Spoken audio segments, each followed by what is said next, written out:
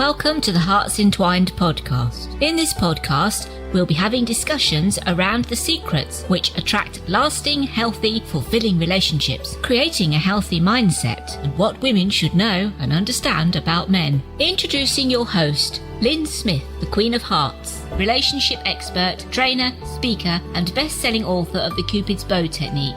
Lyn's mission is to have a positive impact in reducing divorce, domestic violence, and suicide. Welcome to the HEARTS Entwined podcast. This is your host, Lyn Smith, the Queen of Hearts. And today, listeners, something a little bit different. We're going to be talking about co-parenting and going from conflict to collaboration. And for this, I've got a really great guest. His name is JP Marsh. Thank you, JP, and a warm welcome. Thank you. Thanks for having me. So, JP, you have obviously personal experience around this topic. Would you give the listeners an idea of your previous circumstances and your current circumstances that's led you to be an expert in this topic? Yeah. So I'm 41. My daughter's 9. Me and her mother split up right after she had turned 2. And so we've been doing the co-parenting thing for, 7.5 years or so. And in the first couple of years, obviously, you got the hurt feelings and the animosity and, the shame of the relationship falling apart and the starting over, the new reality, all of those things that were all sort of applying a lot of pressure. And then you're trying to figure it all out, but you're still, confrontational more so than just being able to have adult conversations and sort of, move forward and do what's best for, we have one child, but most people have multiple children. Yes. And so after a couple of years of it being more high conflict, then as I started to sort of realize my triggers, stop being defensive, the more that I became the co-parent I wanted her to, the more that I became the co-parent that I wanted to deal with, the more she became the co-parent that I was. And so, not sweating the small stuff and not getting upset about stupid things that aren't going to matter next week. And these, the little things, quit picking at each other and quit getting instantly defensive. And then little by little, everything just kept continuing to get easier and easier and better and better. And then as our relationship got to where it is now, the more that I would, be around people, talk to people, and they would say, oh, I wish me and my ex could be like that. I wish me and so-and-so, my daughter's mother, my kids' father, whatever the case. And so then it was like, well, I mean, in my mind, mine should be the way that everybody is. And the ones that are at each other's throats and can't even be face to face or communicate with each other should be the ones that are outliers. You know what I mean? Those should be the odd ones that it shouldn't be normal to put your kids in the crossfire. And so it kind of snowballed from there, I guess. But I grew up in the AA system. My dad stopped drinking when I was young. And so the whole AA system is built around mentors and sponsors, helping somebody that's, 3 to 5 years behind you on the same journey and helping them try to avoid the booby traps and repeat cycles. Right. Yeah. If you're doing the same thing over and over and over, it's just insanity because you're expecting a different result, but it's not coming, Absolutely. And I think, quite often as children, we either grow up and want to be totally different to whatever our parents role modeled towards us, or we actually repeat those cycles, and then it just keeps, repeating through the generations quite often as well, doesn't it? Right. And, for me personally, me as a father, I became conscious and broke a lot of and I'm breaking a lot of generational curses. So a lot of the ways that my parents were as a child, the things that I always said, if I have kids, I'm not doing that. I'm not going to be like that, yada, yada, yada, same as everybody else. But knowing the pitfalls, you know what I mean? And if I can, raise my daughter in 2 happy homes with 2 parents that get along, we do barbecues together. My daughter's in a blended family. So it's a whole group of us doing the barbecues, doing the holidays, doing the school functions and all these different things, and being aware of what you want to pass down from your childhood to your kids is a big thing, because I don't think anybody necessarily wants their kids to grow up and be manipulative or toxic or, deceptive to the people that are around them. No, and I think you mentioned a little bit off air, that you quite often, see people that you probably deal with as clients, in relationships that are unhealthy or at best and toxic at worst, whereby, kids are used as a weapon, or they're used to spy, or, used to manipulate the other partner or whatever. And that must be an awful situation to grow up in. Mm-hmm. And it's one of the things that it's sort of a thing that, one thing I realized, and that I don't think a lot of people kind of realize is your kids ultimately think that they're 50% you, 50% the other parent.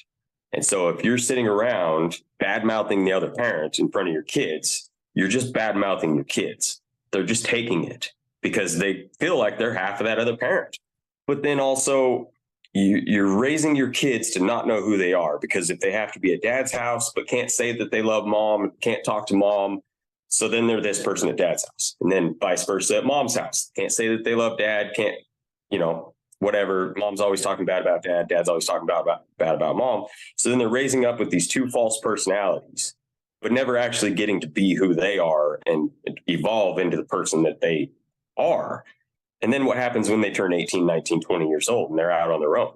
Then they have no idea who they are because they've had to pretend to be this person at dad's house their whole life and pretend to be this person at mom's house their whole life. And so the awareness, I guess, is a big part of it, and the biggest thing that I kind of have to really get through to people, especially early on, and kind of beat into their heads is you need to leave your own pity party. Yes. Because the relationship's over and it's done. Let it die. Now you have to reframe how you see and perceive that person. And so, like my daughter's mother, rarely do I ever say my ex, because that's not who she is in my life now. That's not who she is in this reality. That's not the relationship that we have. She's my daughter's mother and we are trying to raise a child. But when you can reframe it and you're not seeing them as your ex, then the madness goes away, the anger goes away, the shame goes away, the hurt feelings will start to go away. Because that's when you can change the way you perceive them, you change the way that you view them and interact with them. Absolutely. And was there ever a sort of light bulb moment, you said you had a couple of years where it was a bit angst, and it's perfectly understandable, before you got to a place where you started to see yourself and be more aware yourself of how you can perceive your daughter's mother. And so was there a sort of light bulb moment, or did it just sort of gradually unfold naturally that way? Well, a little bit of both, I guess. It was sort of a deal where every interaction was getting to be a revolving door of the same. It started the same, went the same, ended the same. Nothing ever got accomplished. Nobody was moving forward, and I was, and I played a big part of it, because I would take what she would text me or say to me and instantly get defensive, because that was just my natural reaction. I would get defensive and then I would poke back, and then you have two people throwing gas on one fire, and the fire is not going to go out because until somebody puts down one of the gas cans, because you're just going to start, how to trigger each other, because obviously you were together. Somebody has to have the water out. Right. And so, I was sort of miserable because nothing was ever getting accomplished. I mean, tried our best to not argue around our daughter. She was young also, but that doesn't really make as big a difference as people want to think. But we'd be, arguing the whole time one or the other had her on the phone and this and that. And so it was just kind of a misery circle, or, just a cycle of misery. And then I came across a quote that pain is inevitable, but misery is optional. And so then the more that I started kind of going through my own traumas and going through my own mental health and going through my own healing type stuff and all of these other things, the less I was allowing, I identified all my triggers. So then the less I was triggered, the less I poked back. And even if, whether she was looking for a certain reaction or not, she wasn't getting it. So even if she was looking for a reaction and wasn't getting it, then sooner or later they're going to stop looking for the reaction, because if they're not going to get it, you know what I mean? If they're going to try to trigger you and get you to blow up so that they can be the victim, or paint you to be the bad guy, or do any of those sort of things, if you don't give them the reaction that they're looking for, they're going to stop trying to find it or trying to get it out of you, because everything's habit. Yeah. And that you broke that pattern and that cycle. And so, like you say, you're not actually giving that person any ammunition to throw back at you. Right. So did you actually have any conversations at any point with your daughter's mother about, the way you wanted to approach things and do things differently? Well, I mean, we had a lot of, we have a lot of conversations still, because like all aspects of life and in all relationships, whether it's professional, romantic, social, communication is king. So if you don't communicate boundaries, and if you don't communicate expectations, and you don't communicate needs, wants, all of these different things, then you're just going to be stuck in a place of resentment. Right. I mean, if you don't communicate, same goes for your job. If you don't communicate what your salary raise expectations are, and all of a sudden you don't think you're making what you should be making, you can sit there and just be miserable for the next year until somebody acknowledges it. Or you can communicate, hey, I think that I'm underpaid for the responsibilities I'm doing, or whatever, you know what I mean?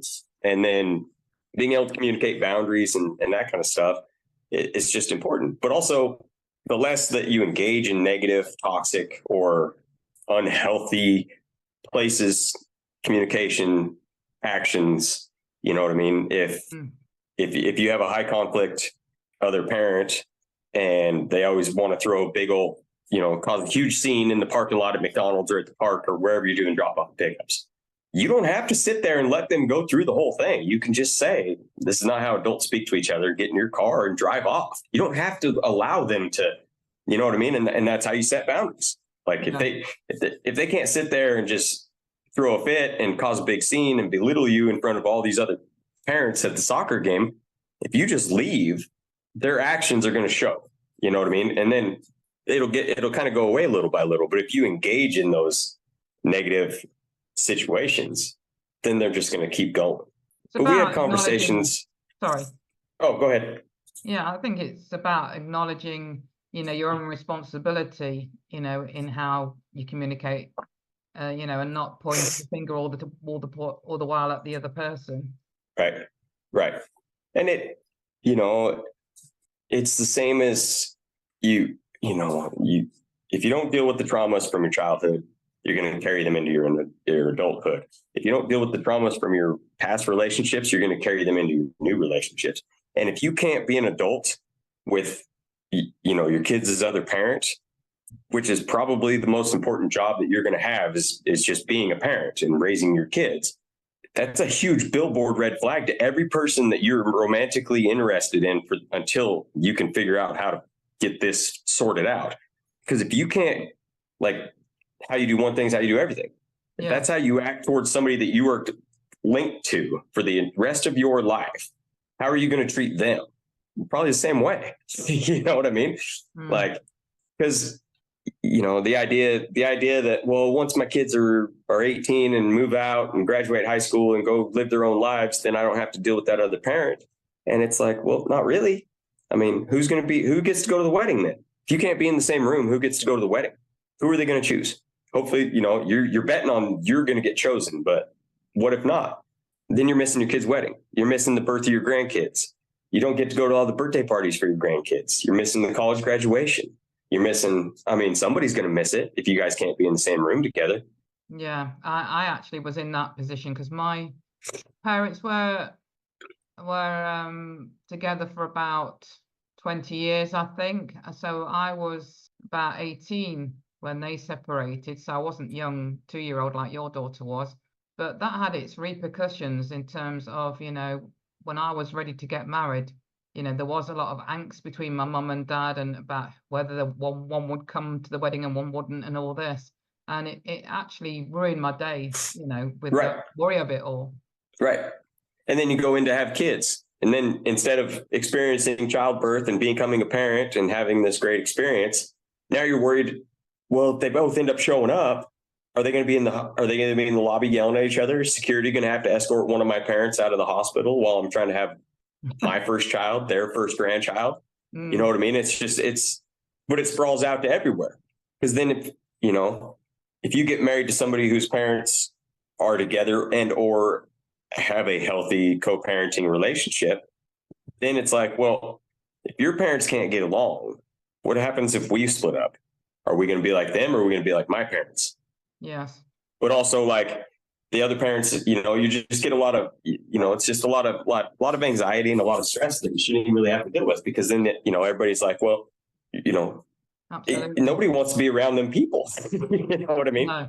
And the unfortunate thing is, in schools, the focus is too much on academia type subjects rather than life skill type subjects, such as how to communicate effectively, how to have healthy relationships. We're not taught anything like that, are we? No.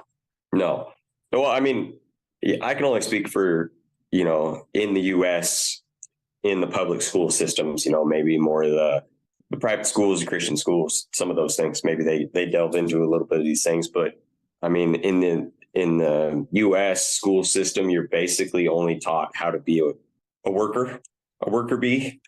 Show up every day, do it on time, get your stuff done in the allotted amount of time that they give you.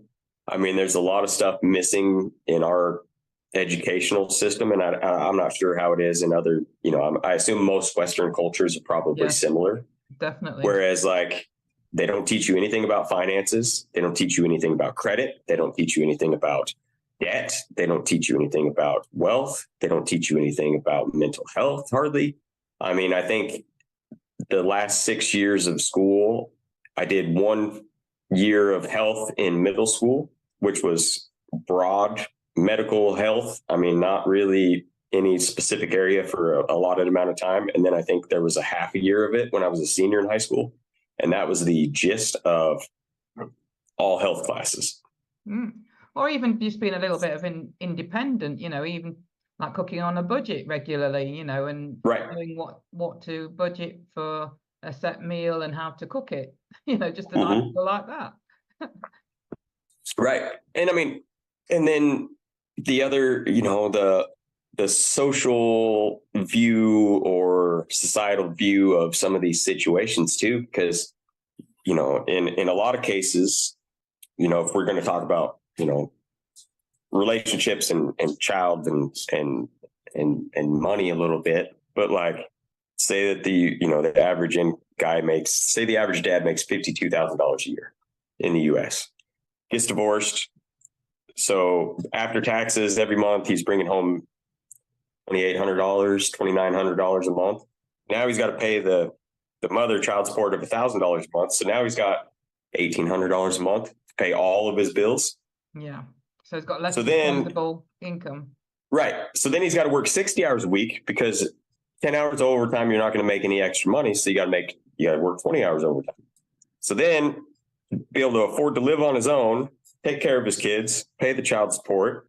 He's got to work 60 hours a week, but then he's going to get ragged on because he's not available to be a father to his kids, because he's got to pay a quarter of his income for his ex-wife to babysit the kids, rather than him have allotted more time and not child support to be able to be there and take care of his kids. So you're kind of stuck between a rock and a hard place if you're,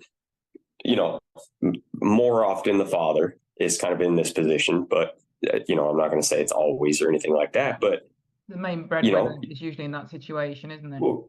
Right. But if you're working 6 days a week, if you weren't having to pay, you're trading that $1,000 of child support for the $1,000 that you need to make that extra month.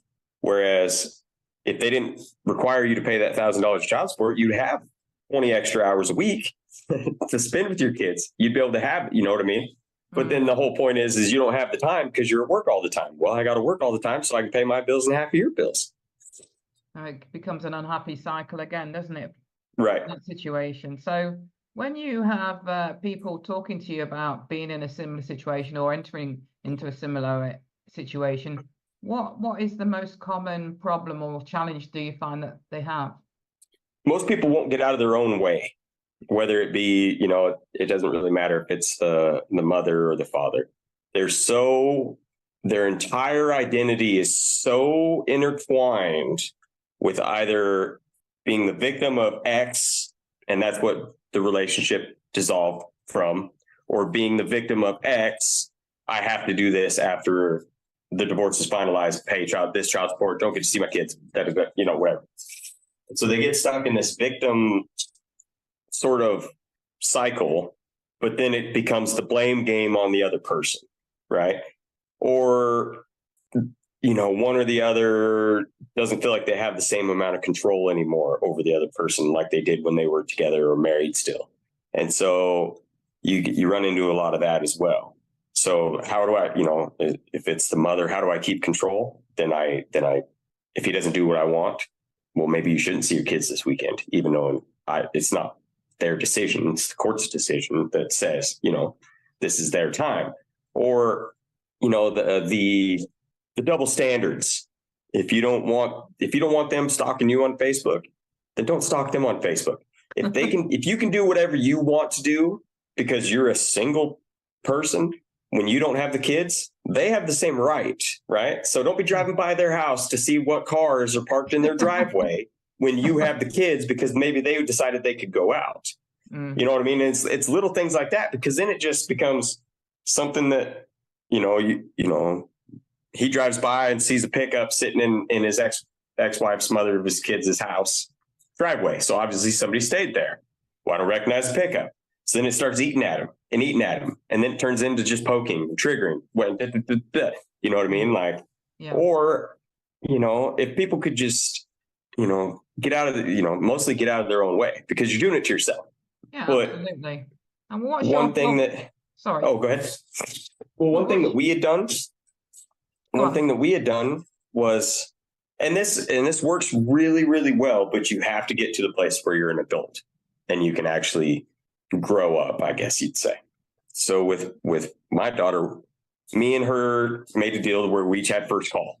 So if she had her for the weekend and say one of her friends called her up and there was a bunch of girls going out, they were going to go to some local concert show deal, whatever, I would get first call. If I didn't have anything going on, then my daughter would come to me. And if I was busy, then, we'd call grandma and grandpa or cousins or, somebody, or find a babysitter, which, if you have a good support system, a lot of family babysitters aren't really a thing.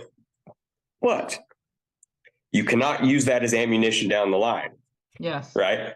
You can't throw that in their face. And so you have to be able to be an adult and get out of your own way. You know what I mean? And not double standard saying like, if I had something come up and called her and was like, hey, I got to go help somebody, are you busy tonight? Kind of drop her off. And then have it thrown in my face the next time. Well, maybe you just won't see her the next time you have her on a weekend, because if you don't want to be a dad anyway, or, you get a lot of those pokes and those passive aggressive statements like that. And it's like, well, if you're allowed to have a life, I'm allowed to have a life. Sometimes things come up, but don't sabotage the extra time that you can have with your kids by using it as a weapon. Constantly poking, what I mean? Constantly poking and feeling like now I got some ammunition against the other parent, because then they're just going to call the babysitter, call their parents, call somebody to watch the kid, and you won't even know that you're missing that time. Yeah, absolutely. 100% agree. I think it's amicable. What's the word? It's amicable. That is the key word in this situation, is how can we keep things amicable, not only between ourselves, but, for the sake of our child or children, so that they grow up in a healthy, happy environment, and thinking of what's best for them. I think it's great and admirable is what I was going to say about your situation, that you've managed to do that. And I mean, well, thank you. And one of the most important things that I think is that you have to be on the same page, right? So you have to be able to communicate, and you have to be able to come to compromise. You have to be willing to compromise and come, set the goal of this. If my daughter's grounded at mom's house, she's grounded at dad's house. She's grounded off the TV at mom's house. She can't watch TV at dad's house. food that she gets is basically the same at both houses. She comes and goes as she pleases. That's how we have it. And it works. Works for us. We live like 6 blocks apart. A lot of people aren't that lucky. But I don't have to worry, and neither does her mother, that when she turns 13, 14, 15, 16 years old, that she's going to want to be at dad's house all the time because dad doesn't have rules and lets her do whatever she wants. Whereas mom has structure and she's got to have all these things done and has chores at the house and yada, yada, yada. You know what I mean? If you're not on the same page, it becomes a big issue through the teenage rebellion years because they're going to gravitate towards the place that they don't have any rules. I mean, what high school kid isn't going to want to be at mom's house if mom's gone every weekend and she has full range of the house and come and go as you please and all these different things? Whereas if she goes to dad's house, she's got chores, she's got to be home at a certain time, she's got structure, yada, yada, yada. And so you got to be able to get to a place where you're on the same page because, statistic data shows. Children need boundaries as well. They need that routine. Right. And to know Right. that, regardless of whose home they're in, those same rules apply. Right. So JP, what's your best contact information for anybody listening to the podcast who would like to connect with you? Instagram. I'm not the biggest social media fan. I just don't love it. It's not something I really put a lot of time into, but Instagram is usually just the easiest. And then if people shoot me a message, then I can respond and everything kind of goes through there. And I don't have to be on 8 different platforms trying to, sort through a bunch of stuff. I agree. So is it just JP Marsh on Instagram or is it a different handle? It's just JP Marsh, but there's no A in my last name. So. Okay. Thank you so much for sharing your tips, your own experiences, your wise words of wisdom around co-parenting relationships and how to go from conflict to collaboration. It's been a fascinating conversation, JP. Thanks for having me. It was fun. So, listeners, it just leaves me to say that true love starts with opening our hearts. And until next time, goodbye for now. Thanks for listening to the Hearts Entwined podcast. You can follow Lyn via the Facebook group 2 Hearts Entwined or search Lyn Smith, inspirational speaker at LinkedIn or email lyn@hearts-entwined.com. That's LYN@hearts-entwined.com. Remember, true love starts with opening our hearts.